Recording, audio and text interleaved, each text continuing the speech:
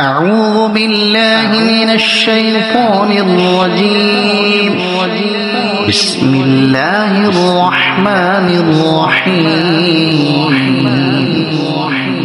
ألهاكم التكاثر حتى زرتم المقابر. كلا سوف تعلمون ثم كلا سوف تعلمون.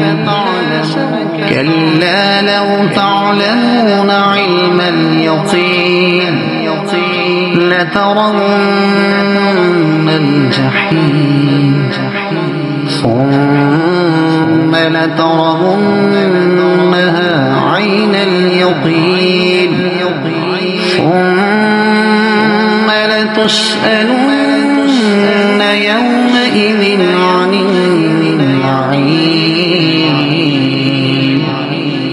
صدق الله العظيم.